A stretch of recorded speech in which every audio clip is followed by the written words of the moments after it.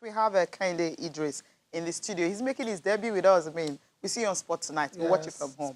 But then you're on Sport this morning. Exactly, and I've known you guys for a while. Yeah. You know, we watch each other's program every now and then, so it's good to make a debut.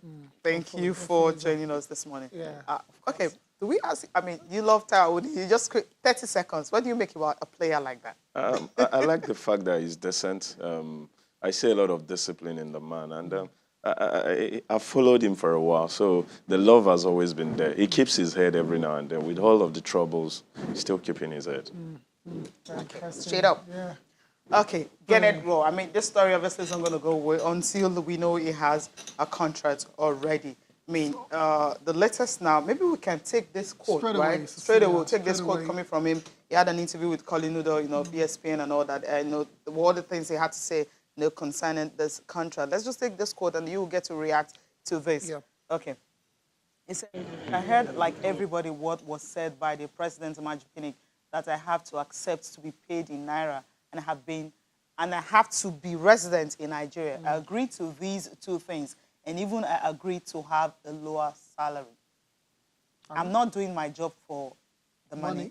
I'm doing my job because I like it. Because we have built a team, like you know, and money is not the most important. But I also have to look after my assistants. He also adds that I accept because I think my mission in Nigeria is not yet finished. And yet, and I know very well my players.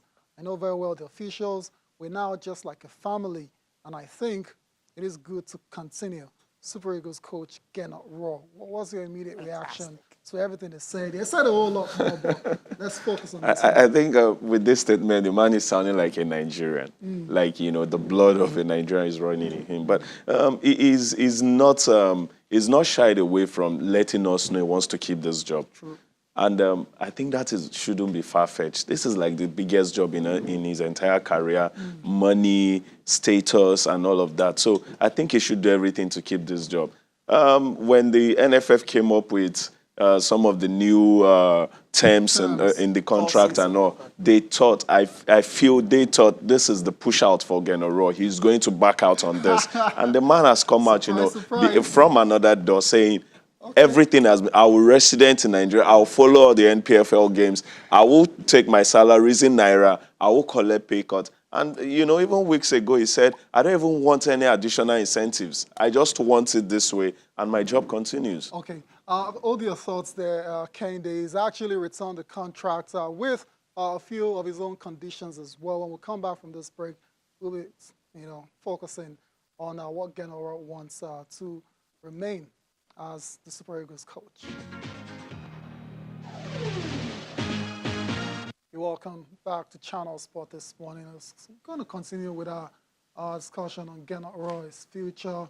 And before we went on the break, we talked about he's received this contract, sent it back to the NFF with his own, you know, conditions as well. And it didn't really state what those conditions are, but I picked out a quote from that interview with Colin, and it says, I want to work free in all my responsibilities. What do you make of that? I think he's learning from Thomas Dennerby. After Dennerby got to his Sweden home, he reeled out, you know, interference in all of his dealings with the Nigerian NFF. And I think going forward, that is one thing to be really wary of, especially for someone who is not a Nigerian. Maybe as a Nigerian, you've grown up with all of this, and you can easily just get into the flow. But for a foreigner, for 4 years, I think he must have had his fair share of interference. And he's, you know, going forward, yes, you guys have come with very tough terms